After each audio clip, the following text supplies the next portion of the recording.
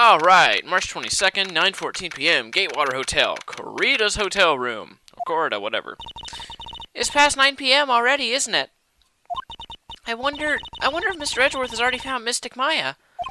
These things take time. I'd say probably not. The police are professionals, Pearls. They'll find her, so don't you worry. And if we can win a not guilty verdict tomorrow, then everything will be okay. You're right. What are you moping about now? The real killer. So the real person who killed Mr. Corita was that assassin, Mr. Shelley the Killer, right? And the card Miss Andrews found at the scene of the crime seems to be proof of that. But if that's the case, then a new question comes to mind. Who was the one that hired the killer to begin with, and who was his client? You mean, who asked for the murder? That person didn't want to dirty their own hands in blood, but whoever this client is still a killer. Yeah. Who could have hired the assassin? Do you think it was Miss Andrews? I wonder.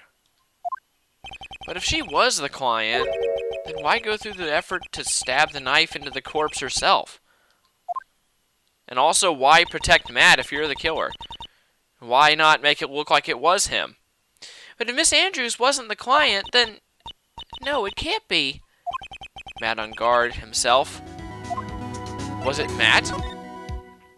If Mr. Engarde really did hire the assassin, then he's not innocent. Then he's not innocent at all. Far from it, he would be guilty of the crime. But he can't be Mr. Engarde, right? I mean, when we first talked with him... Mr. Engarde, I'd like to ask you one more question. Did you kill Mr. Juan Corita? Alright, just so we're clear, dude. I didn't kill anyone, and that includes Juan Corita, okay? I didn't see any Cyclops at that time. Actually, that reminds me. Did you remember something, Mr. Nick? Yeah, something Miss Andrews said at the trial today. She said something interesting. Something interesting. So what was this interesting thing? Oh, that's right, you didn't hear it, did you, Pearls? Juan had bet everything on the Jammin' Ninja this year. And if he lost the Grand Prix, he was going to make sure Matt was going down with him. That's what he thought, anyway. It looked like somehow Juan had in his hands a secret so powerful that it would destroy Matt's acting career had it been revealed. Huh. Yeah, that's definitely a good motive. Mr. Engarde's secret? What is this secret? I don't know yet. But for now, let's think about it this way. Mr. Corita was going to reveal this secret. That means Mr. Engarde had plenty of motive to have Mr. Corita silenced. Which means we have to meet with Mr. Engarde. There's no way around it now. Alright, then let's go and talk with him. Let's go check out Mr. Engarde. Okay, what's going on here? Gatewater Hotel, hallway. Wow, it's really getting late, isn't it, Mr. Nick? Yeah, it's past 9 p.m. already. We still have some things to prepare for tomorrow's trial. There's still the matter of this secret Mr. Corita held about Mr. Engarde, and Miss Andrews' real intentions. These are two things I must know tonight. But aren't visiting hours over at the detention center? I'm sure we'll think of something, Pearls. Don't you worry. Alright, now let's go ahead and head on back to Viola Hall. What's going on here? Jeez. My Viola Hall. Oh, great. Zoinks, it's the alien! Hey, wait! What is it, whippersnapper? All I know nothing that has anything to do with you is ever good. Like just now, I was handed this strange device for who knows what reason. And I was told to use it to search the whole hotel. That's the bug sweeper, isn't it? That's the one Gumshoe made. I don't know, and frankly, I don't care, but the request came from Edgy Beep, so... Edgeworth? And he said... If you feel angry, direct your anger at that unsophisticated lawyer. What, just because we don't have an epic forehead and like a puffy shirt doesn't mean we're unsophisticated. So I'm gonna feel free to direct all my anger towards you. Gee, thanks a bundle, Edgeworth. What a pal you are. Alright, let's go ahead and talk to her. Bug Sweeper. This is absolutely top secret, so you better keep it to yourselves. I heard they found a spy camera hidden in one of the presents. Very interesting. Yeah, I know. I'm sure it was, it was to catch poor Juan in the middle of a scandalous meeting. Scandalous? What's that? It means, well, that gossip that's been going around about my dear Juan. Oh, you mean the thing about Miss Andrews? I'm sure she must have had some reason for getting close to Mr. Corda. I'll let you in on another secret, youngin'. I know who planted that spy camera. It was that obnoxious, puffy-haired photographer girl, the nerve of some people. Spying on people by herself, as if I wouldn't want to see it for myself, too. Wow. Wow, the alien actually admitted her true intentions for a change. I don't know what you're thinking exactly, but I can bet it's nothing good. I didn't say anything. That's why she said you could guess at what I was thinking, not saying. Jeez. And so you want to know about that manager, right? Actually, as I hear it, they were acting something of a refreshing pair, those two. Oh? I tell you, Juan really welcomed that manager with open arms, I heard. That manager? Who are you talking about? You don't know? That manager woman Juan had. Oh. It's a shame she killed herself, though. Oh, you're talking about Miss Celeste Inpax, Miss Andrews' mentor, right? Yes, that's the one. The Celeste girl. She was supposed to get married, Married? You mean to Mr. Corda? Really, you young kids today don't know anything, do you? That girl Celeste killed herself 3 days after their marriage announcement. 3 days after their marriage announcement? What in the... Celeste suicide? What, she really hate him that much? Jeez. Why would Miss Inpax want to kill herself? She was going to get married. Well, that's because she was thrown away, you see, by Juan. What? But they were going to get married, right? They promised each other, right? They held a grand announcement session, but 3 days later, Juan suddenly canceled their marriage. Is that true? It was in the weekly magazines.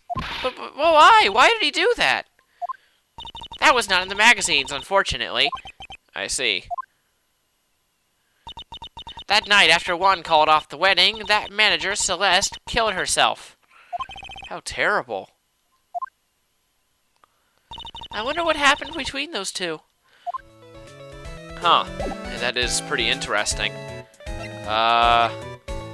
Wonder if we can present a profile or something. How about Celeste? Why not? Let's see. I don't have anything to say to delinquents like you. Grr, she's clamming up like the old clam she is. Please, anything would be helpful. Alright, well then, how about I tell you my measurement? No, that's okay. Really? She really doesn't like you, does she, Mr. Nick? I know.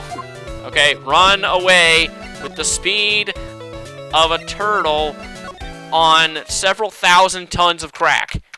Okay, now we're safe. On that night, there must have been at least a few hundred people here. I guess the police are done with their questioning and investigating. Looks like things here in the lobby have finally calmed down. Alright. Let's go ahead and go talk with, criminal affairs. Let's see. Alright. Actually, second police station, criminal affairs department. Alright, dipped. It feels sort of tense in here, doesn't it, Mr. Nick? Yeah, it does. Wonder if something happened. You're Mr. Engarde's lawyer, right? Ah, yes, sir. Well, we finally found just the person we've been looking for.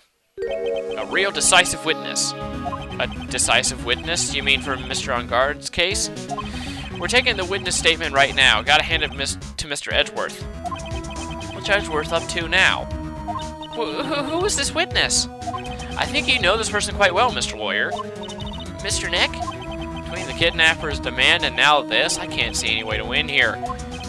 Oh yeah, Mr. Edgeworth wanted me to tell you something. He did? Even though visiting hours are long over at the detention center, he wanted me to grant you special permission, so there you go. Oh, thanks. Huh? I've already called them, so they know. Go on, go talk to your heart's content. Thank you very much.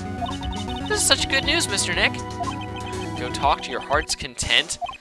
Sounds like the police are pretty sure they have tomorrow's trial in the bag. Yeah, that is a good point. Alright, detention center, finally. Alright, March 22nd, detention center, visitor's room. I'm sure they must have transferred Miss Andrews here by now. So that means both Mr. Engarde and Miss Andrews are in this detention center. Now then, whose story do I want to hear? We came here to talk to Matt, so let's talk to Matt. I'll bet we can talk to both of them, too. Dude, it's Mr. Wright! I hope you can get me off the hook tomorrow. I'm counting on you. I hope so, too. Edgeworth just dropped a bombshell on me and said that Juan Corda was killed by an assassin, and that assassin's client is this man, Matt Engarde. What's wrong? Mr. Engarde, there's something I must know with 100% certainty. Huh, you seem kind of different. You're not like your usual lawyer dude self. Let's talk. Matt's secret. About the press conference. You mean the one where Juan was gonna dress up as the Nickel Samurai? Yeah, I heard a little more about it from Miss Andrews. It looked like somehow Juan had in his hands a secret so powerful that it would destroy Matt's acting career had it been revealed. Yeah, we already know. Could you please fill me in on what this secret is, please? Yeah, I guess not. Wow, that's a lot of locks. I knew this was coming. Mr. Nick, don't tell me... A side clock. Yeah, 5. You said a secret, right? But you don't have any idea what it is, do you, dude? Alright, you're just talking about Juan and Adrian. Do you know about Mr. Corda and Miss Andrews' relationship? Well, it's all over the tabloids, dude. But I don't know any of the details, if that's what you mean. Look, how many times do I have to tell you? I don't care what Juan did with his life. And Miss Andrews, she had a purpose in mind when she started seeing Mr. Corda. Her mentor was Mr. Corda's manager. And Miss Andrews was going to get Miss Celeste Inpax a suicide note from him. Celeste? Does that jog any memories?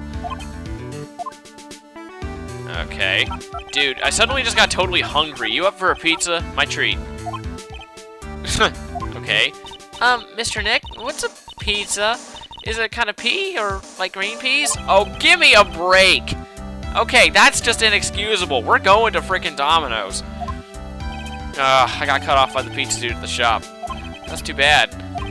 Well, how about we get our minds off of this topic and talk about something else, okay? Mr. Engarde, are you connected to Miss Inpax's suicide in some way? Guess we don't really have enough evidence, so... Here, let's do this. Here, let's go to the Criminal Affairs Department.